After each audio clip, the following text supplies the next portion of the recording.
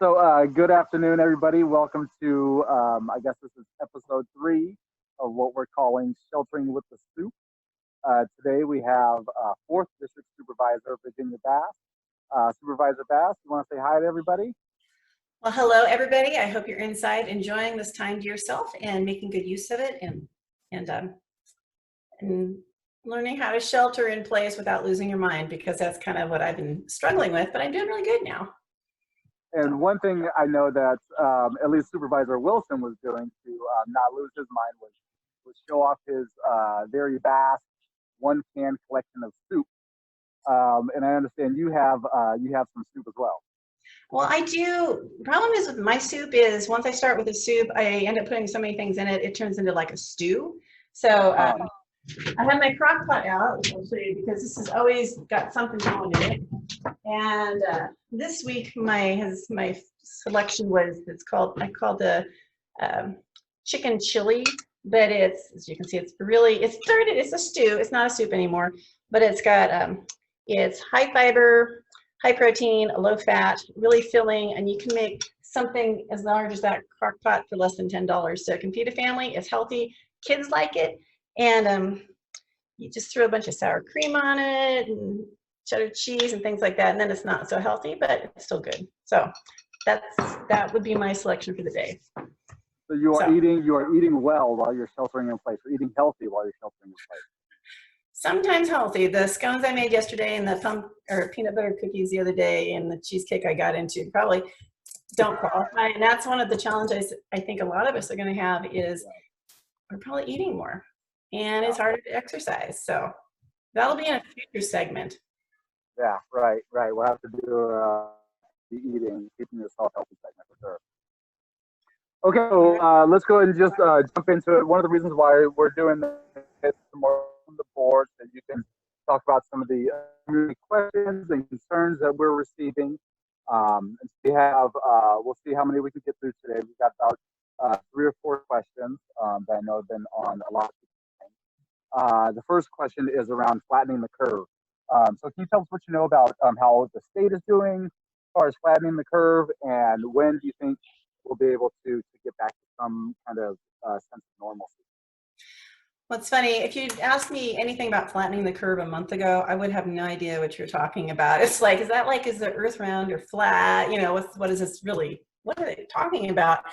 So what I'm learning, and from what I'm hearing when I'm, what I'm reading, a lot of the information that's coming, or even with my calls with the State Association of Counties, is it sounds like California is doing a pretty good job at flattening the curve, which means we're doing, I think, a good job of the social distancing. And even though I believe some of the positive tests are still going up, they're going up at a slower rate. And I think those are indications that we could be flattening the curve. And I think we're seeing that here also in our own county. And the good thing is that we're flattening the curve, but what's going to come with that, or I guess what I'm calling the curve ball that comes with the flattening the curve, is it's going to put us out of commission for an even longer period of time, because we're doing this, but if we stop being very strict about our social distancing and doing the right things, then I think we risk, just things coming back in spades and being just like worse than ever. So I think it's going to take a lot more sacrifice. I think it's going to take a lot more mindfulness for people to be adhering to the strict social distancing, because it's not what we normally do.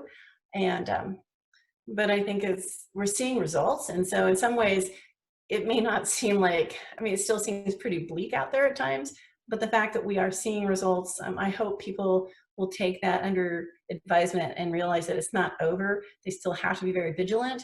But if we keep doing this, by the time we do have larger numbers, or if we do, then we're better prepared as a community to actually deal with, I think, those hospitalizations and what could come with those bigger number of cases. Yeah, so it sounds like we're having, it looks like we might be having some success with some of the practices that we're doing, but it's definitely not a time to relax. But we should also know that this means that we're going to be prolonging a bit some of the economic impact of it. Yeah, and this is a little bit off of it, but as you can tell, I have a lovely friend who's making all sorts of masks. So I have multiples around the house. So I make sure that I clean mine every day before I go out. And it's the oddest thing that when you're in the grocery store now, well, it's interesting because you see people's eyes and you know who they are, but you can't really figure it out because you can't see the rest of them. But there's this real like look in people's eyes of distrust and fear.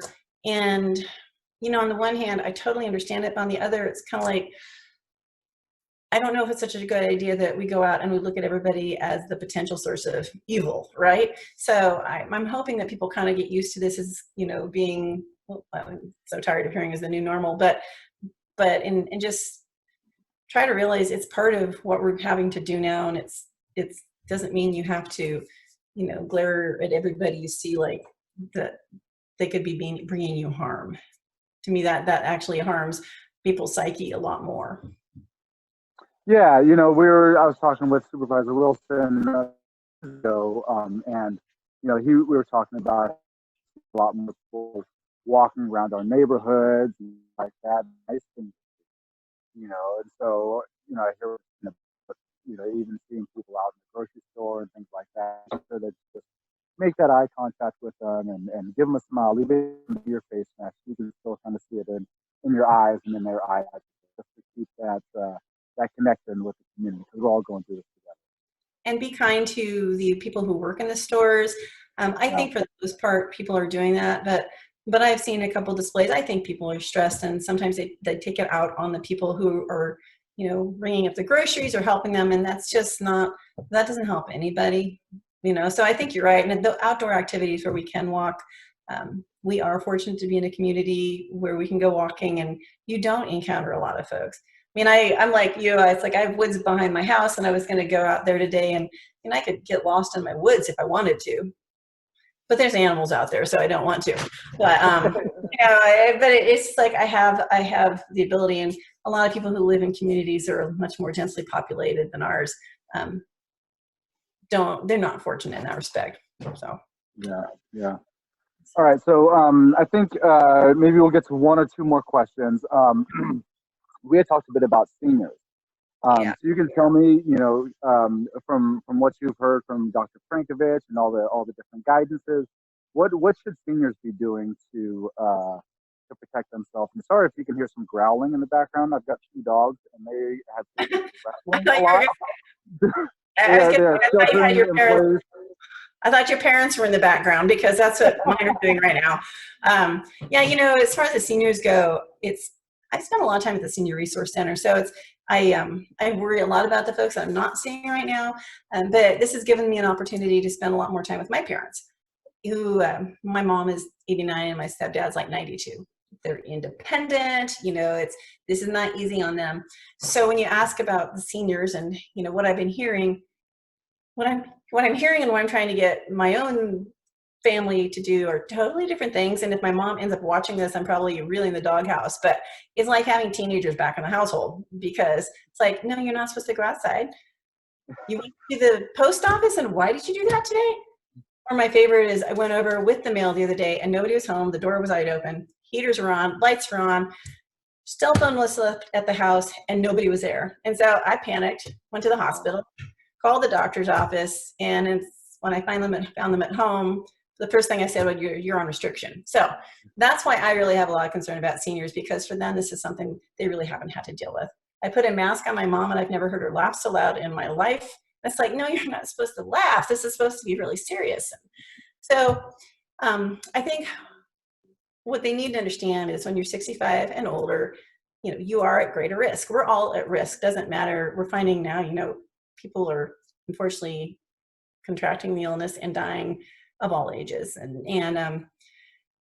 But it is known that for seniors, it is especially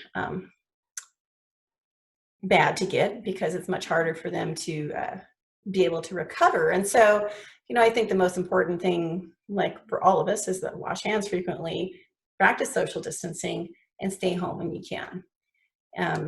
And I think that's the thing, is when we say stay home when you can, everyone has a different idea of what that is. So, so it takes a little bit of pressure, I think, that from others to have to say, no, you really need to stay at home. And that's where it's almost like we have to become the parents again. But if, you know, I think there's other things that they can do besides that. You know, how do I say it? Watch for symptoms. I think, I don't know about anyone else. I have a thermometer in my house that I probably use twice a day. Don't ask me why, but just because I want to know what my actual temperature is, which is, by the way, it's normally 96.9, and I don't know why. But they also need to develop a care plan. You know, it kind of says what your health conditions are, what medications you're taking, who their healthcare providers are. Because, I mean, if they get sick and you go in, like for me, I don't know any of those answers really from my parents. They're pretty much keep it all to themselves. So it's helpful for your family members and for your caretakers to know what your needs might be. But I think the most important thing is just, we need to take care of our seniors. You know, I think Supervisor Bone has said often, if you know someone, call them up, go buy their groceries, leave them on their porch, run errands for them, like go to the post office. And so those would be my simple things. And I sure miss my seniors. And I'm so happy to see that the Senior Resource Center is still doing their deliveries of the meals. I think that means an awful lot to the folks, because some of the folks that they go to don't have anybody else really watching out after them. So, you know, there's some good folks in the community that are helping the seniors. I'm sure there's something. Yeah. No, that's great. I'm focused on my own challenge with my seniors. your senior teenagers, right? Yeah, it's like, I guess this is what happens when you get older. It comes back. You know, everything you did when you were a teenager comes back to you. Yeah. So. Yeah. And I was a good teenager. And I know that this is going to be, this video is going to air on Facebook and the internet, and that's not necessarily a place where, you know, seniors go for, you know, most of our seniors go for information. So people who are viewing this, you know, if you can share this information with your seniors that you know, or take some of these tips and put them into practice. You're watching this on the internet, so you know the CDC has a great website for guidance about creating care plans. It's, you know, really easy to use. A lot of tips on things that seniors can do to protect themselves too. So I don't know if there's anything else that you wanted to add, Supervisor Bass. You know, I know we wanted to keep the video short. If there's another topic or two that you want to address. Well, you know, I know a lot of people have been talking about the census, and I actually had another senior I know say, well, I'm just going to throw this away. It's like, no, you need to do it. First, I still have mine, and I haven't done it yet. But for folks, I mean, there's a lot of time. Okay, let's be completely honest. We are home a lot. You have time to fill out the census card. Or, you know, I mean, you can go online, you can call it in. It takes less than 10 minutes. And where this is important is, you know, well, one, it's going to happen every 10 years. Our congressional districts are decided upon, you know, what the census count is. Our local supervisorial districts get changed every 10 years based on the census. And the dollars that come into the community are really huge. It's about $2,000, I believe, per person who fills out, I mean, per person who's counted. And those dollars are, I believe, federal dollars. And that's actually what we use for a lot of our programs. And so it's really important.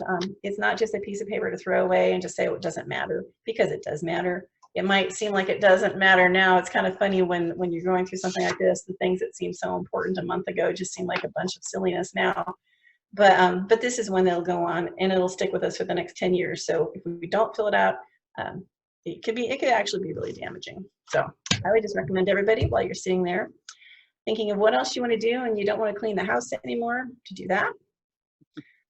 We'd all appreciate it. You have time now. You have time. Important for the community. Brings a lot of good public here that we're all relying, especially that we're all relying on right now, and when we really need it, right? Exactly. And I think the one thing I'd end with, well, besides, thank you for doing these. This is a nice way to at least get into people's living rooms without having to be in one of our meetings, which are really interesting these days. But the recipe for the chicken chili that I mentioned, I did put on my Facebook page last week. It's not my best. It's my first video, and it could use improving, but it's so simple, like literally 10 minutes, less than 10 minutes to make, under $10, and 6 hours of cooking. So I would say check it out, because that's what I'm doing in my spare time. I'm creating new tasty things to put on my Facebook page. explore that kitchen. Check out Supervisor Bass's Facebook page. Get the recipe. Yep. My kids are starting to go crazy right now, so I'm going to end this call. All Thank right, you thank so much you for for your taking the time. time, Supervisor Bass. Continue to Okay. stay safe, and You we too. will talk to you again soon. All right, bye. Okay.